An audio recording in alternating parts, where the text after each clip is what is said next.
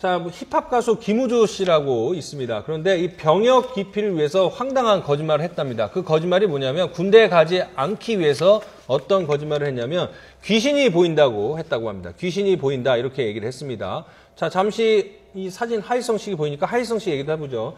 유명 야구 해설가인 하희성 씨도 보이스 피싱에 속았다. 전화가 왔고 평소 거래하던 저축은행한테 전화가 왔고 이것저것 얘기를 하고 정신이 팔려갖고 결국 그쪽에서 요구하는 대로 300만 원 넘는 돈을 입금시켰다. 근데 알고 봤더니 보이스 피싱이었다. 근데 더 황당한 거는 본인이 누구인지 이걸 다 알고 있었다. 그러니까 자신의 개인정보가 얼마나 속속들이 노출이 됐는지를 알 수 있었던 사건이다 했는데, 자, 김우주 씨 얘기를 잠깐 해보죠. 귀신이 보인다.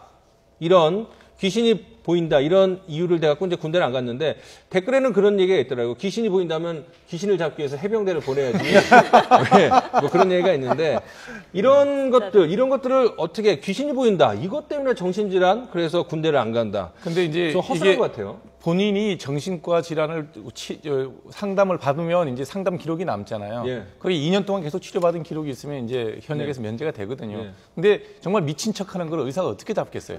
네, 굉장히 힘들죠. 그렇습니다. 네, 결국 그 주변에 있는 그 제보에 의해서 저게 밝혀진 것 같습니다. 네. 그런데 저도 옛날에 저 정경대 소대장을 할 때 보면 그 대원 중에서도 뭐 신이 내렸다, 내가 산신령에 얘기를 한다, 뭐 이렇게 정신병력에 그 호소하는 경우가 그 왕왕 있긴 있었죠. 그러니까 김우주 씨 같은 경우도 사실은 상당 부분 이것에 대해서 공을 들여온 것으로 알려져 있습니다. 그래서 정신 문제 때문에 내가 공연도 못한다든가 이런 내용을 그 팬에게 보였는데 결국 이게 그 연예인이라고 하는 것이 공적 인물의 한 부분을 차지한다고 봤을 때는 병역 의무 같은 경우는 우리나라에서 상당히 예민한 부분인데 결국 여러 가지 사례에서 봤듯이 도덕적 해이가 상당히 그 심각한 수준에 있는 것이 아닌가 이런 평가를 하고 싶습니다. 예.